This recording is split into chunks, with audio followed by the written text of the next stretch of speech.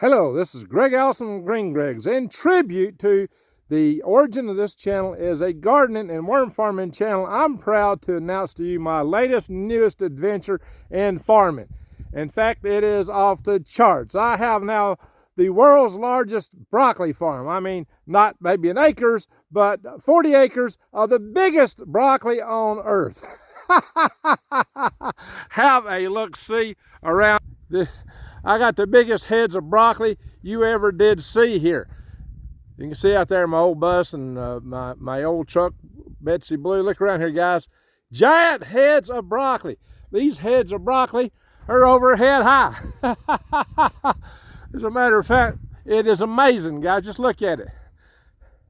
These big, big heads of broccoli. So, Greg, how in the world such ginormous heads of broccoli? I know you're going to guess it. The answer has got to be worms. And, well, yeah, kind of, sort of, yes, the answer is worms. But, unfortunately, in this kind of soil, the kind of worms I've been raising just don't grow too well. I mean, basically, I got a ginormous sand dune here.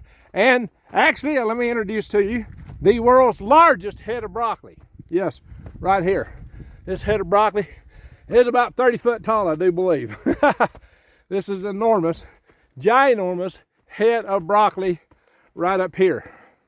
Like I said, it must be the world's largest. So imagine that. Ginormous broccoli. So once again, what do worms have to do with all this? Well, for this giant broccoli, you gotta have worms. Really big giant worms. And there's a special kind of giant worm which works exceedingly well here. It's known as the rattlesnake. Yes, the rattlesnake. What's the rattlesnake do to help this broccoli grow? Well, it eats the rats that would otherwise eat it up, I suppose. Rats like this kind of broccoli. They make nests in these broccoli trees here. Now, the other secret is it just takes a long time to grow it like this. This is a very slow growth broccoli. Now, the disadvantage of that, growing so long, is that the stems are exceedingly hard. Yeah, really woody. Kind of hard to eat and digest. Yeah, you would not want to digest these broccoli stems whatsoever. In event, my friends. So, yeah, this is my spoof video for today. Happy Thanksgiving. Hope I can get this video uploaded today.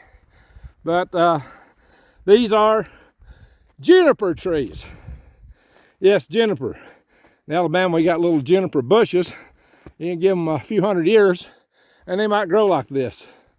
This one here is probably 500 years old, maybe older.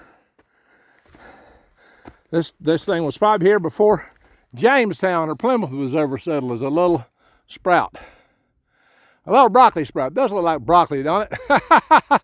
I bet my friends out here in the desert will never see broccoli the same again. Oh yeah, and this is from my big sand dune.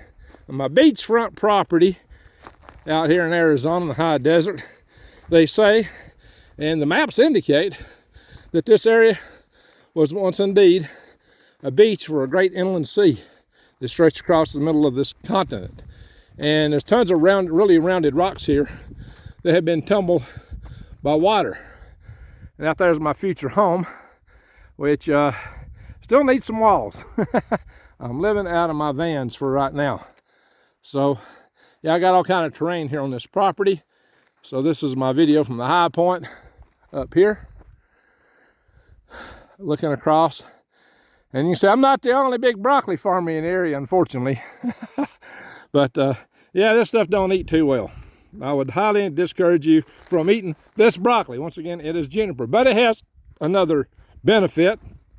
The berries on it are somewhat edible. I don't think you'd want to eat too many of them because they're really powerful. They're potent and would probably make you sick if you ate too many of these. I don't know, because they're strong. These little berries here. But they have a use that many of you are familiar with. These are the berries they make gin out of. Yeah, gin. So you did get an edible lesson out of this after all. So I wouldn't eat locally they refer to these as cedars quite often. They're actually not cedars. They are truly juniper bushes. Very old ginormous juniper bushes. So I got 40 acres of these. Really nice ones, because you know, you go further up in the desert, like, because you can see way out there ain't anything growing out there. You get as far up in the other direction, you got big forest, big tall pines in the mountains. A lot of variation out here.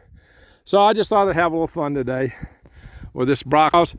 Hey, you know, I had a Thanksgiving dinner at the senior center here Monday, and somebody brought a broccoli casserole, and it was really great. It was yummy, and that kind of inspired me. I come here and looked at all these junipers, and I said, wow, this is broccoli. It does look like broccoli. So I just messed up everybody's worldview of juniper trees out here. From now on, they're going to see it as broccoli. But anyway, hope you had a little fun out of this. This was entirely meant in jest, meant in humor. But, you know, guys, we're living in peerless times. Sometimes you got to stop and find something to laugh at just to maintain your sanity. I do a lot of serious videos. I hope you don't mind me cracking loose a little humor every now and then. But seriously, there is a survival benefit in these berries. Coyotes eat the berries. You find these berries in coyote poop. These rats out here live off of it.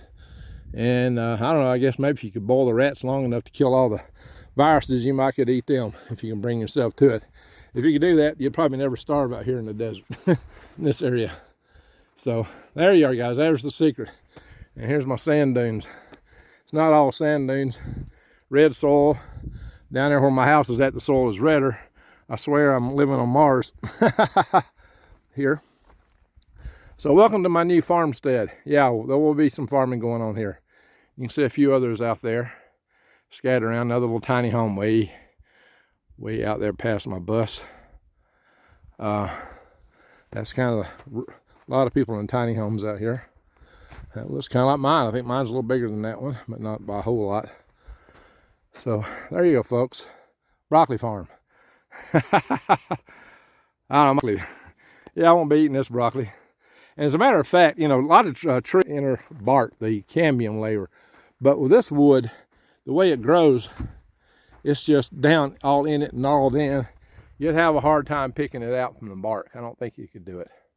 Not easily. It wouldn't be worth the work. There's some living tissue in there. And I'm not sure you'd want to eat it if you could. I'm just not sure about this stuff. It's very strong, pungent berries. And that might suggest that the inner bark would be pungent too. And probably beyond your capacity to want to put it in your system. It might make you sick. It might even do you in. I seriously doubt that. But it'd probably, I don't know, maybe somebody can give me advice. If anybody knows of anyone who's actually tried eating the inner bark of this stuff, let me know. I'd love to hear about that. But so far, I've not heard anything about that. So, yeah, I got a lot to learn about the plants around here and what can be done with them. So, there's my home right now. I'm living out of that red van up there on that hill. So, anyway, guys, thank y'all for watching. Hope you had a little fun. Happy Thanksgiving. Hope you had a good big dinner. It may be night before I get this posted. And with that, I'm going to say, I'm going to find the X button. Greg out.